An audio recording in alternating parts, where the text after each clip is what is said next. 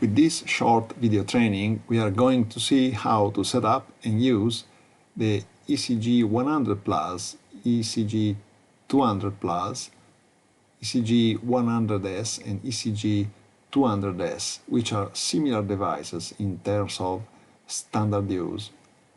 The included accessories in the package are the following: a battery charger, a 10 wires patient cable,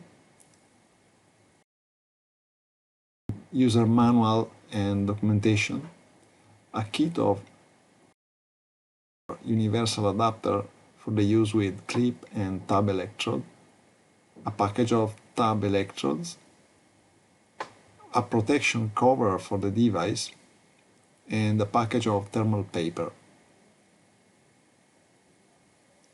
The first step after unpacking the device is to put the thermal paper inside. So open the paper cover, make sure the grid is in front of you and the black mark is in the top side, and then close the paper cover. Then take the patient cable and plug it to the device and then fix it with a screw provided.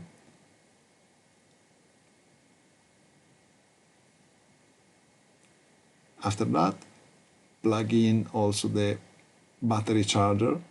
In the back side there is a dedicated port, and verify that nearby the power on button the two LEDs for mains and battery in charge are turned on. Now push the on button to turn on the device and wait until the boot is complete.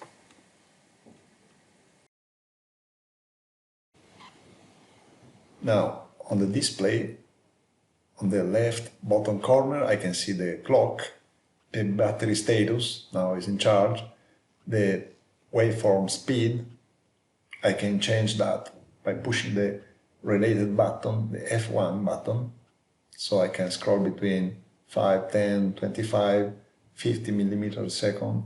The amplitude of the signal, I can change that with the F2 button for gain, so I can scroll between 5, 10, 20.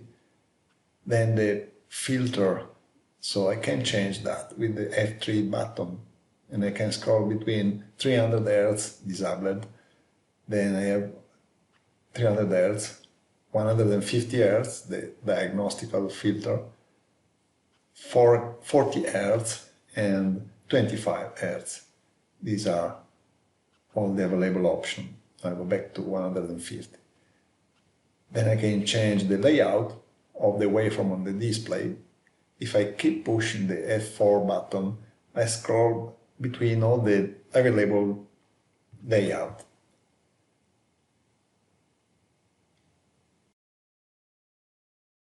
On the top left corner, I can see the patient data. Here I can see the heart rate and the memory available. Now, if I push the new ID button, I delete all previous patient data and I enter a new one.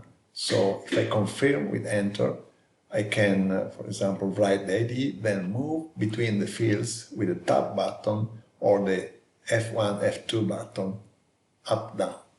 So I can write also the first name, last name. In fields where I have a selection of values, I can use the F3 button to change between them. I make my selection. On the date of birth field, I can type in the date or just write the age and the unit of measure.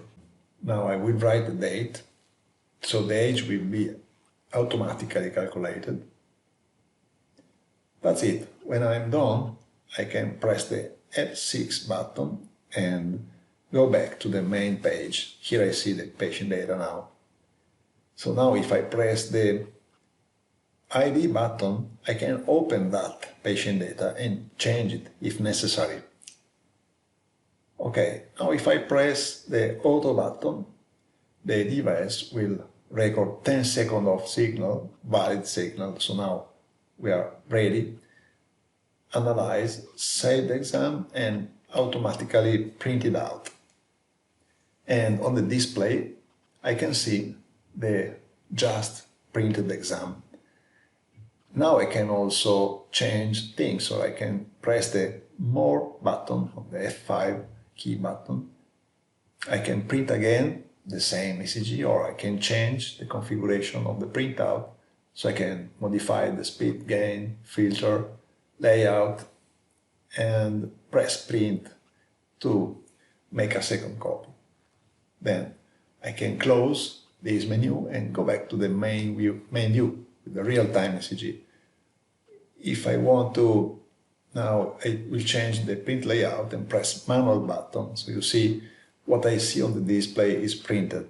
If I keep pushing the manual button, I will scroll between all the lead groups as I wish, for example 6th lead.